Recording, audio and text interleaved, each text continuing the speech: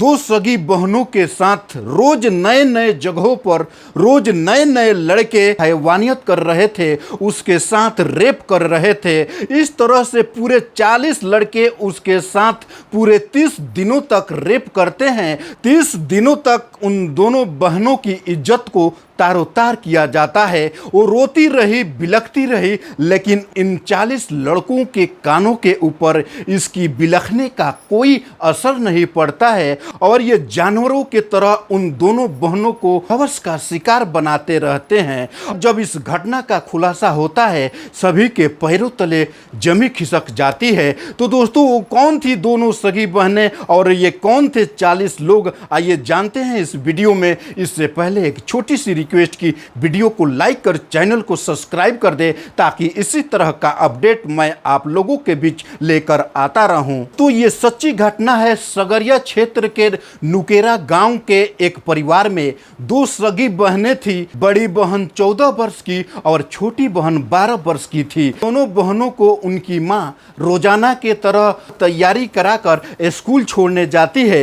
ये दोनों बहनें स्कूल तो चली जाती है, लेकिन वापस घर नहीं आती है। रास्ते में ही एक लड़का जिसका नाम कुलदीप होता है, इन दोनों लड़कियों को बहला फुसला कर कहीं और लेकर चला जाता है और रास्ते में ही कुलदीप का एक और दोस्त संदीप आ जाता है और ये दोनों कुलदीप और संदीप मिलकर उन दोनों सगी बहनों को आदमपुर हिसार में लेके जाते हैं, जहां पे एक किराए की मकान लेकर उन दोनों सगी बहनों को उसी में बंद कर देते हैं। दोनों बहनें नाबालिग थी और देखने में खूबसूरत भी होती है। इन दोनों बहनों को इस खूबसूरती के वजह से ही कुलदीप कुछ दिनों से उनके पीछे पड़ा हुआ था और देखते ही देखते इस रूम में बंद करके कुलदीप और उसके दोस्त संदीप इन दोनों सगी बहनों के साथ हैवानियत करते हैं, उसके साथ रेप करते हैं। हद तो तब हो जाती है कि ये रोज नए नए जगहों पर ले जाकर इन नए नए दोस्तों को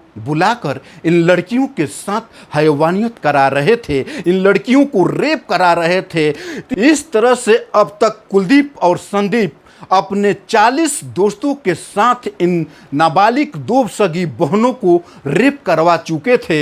ये लड़कियां रोती रही, बिलखती रही, लेकिन इन लड़कों के कानों के ऊपर उसकी बिलख का, उसकी चीख का कोई भी असर नहीं होता है। ये जानवर के तरह उन लड़कियों को लूटते रहते हैं और इतने में जब उन दोनों सगी बहनों के घर वाले एफआईआर दर्ज कराते हैं, लेकिन पुलिस उसके ऊपर उतनी सख्ती नहीं बरतती है जिस तरह से बरतनी चाहिए थी।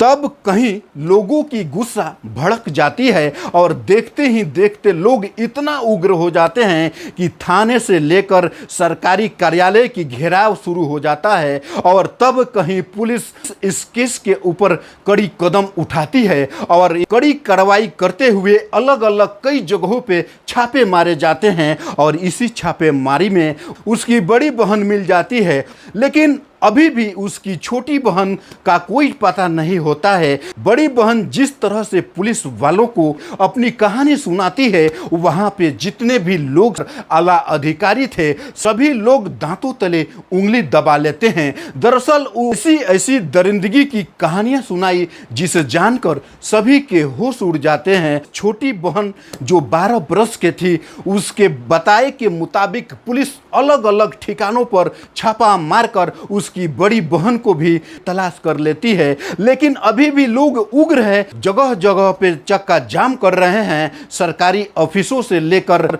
सरकारी ठिकानों तक पूरा जाम किया हुआ है। लोगों का कहना यह है कि उन आरोपियों को जल्द से जल्द गिरफ्तार करके कड़ी से कड़ी सजा दी जाए। इस तरह से अब तक दो मुख्य आरोपी कुलदीप और संदीप पुलिस के हिरासत में आ चुके हैं, लेकिन अभी तक 40 लड़के उसके साथ हैवानियत किए थे अभी भी लापता है।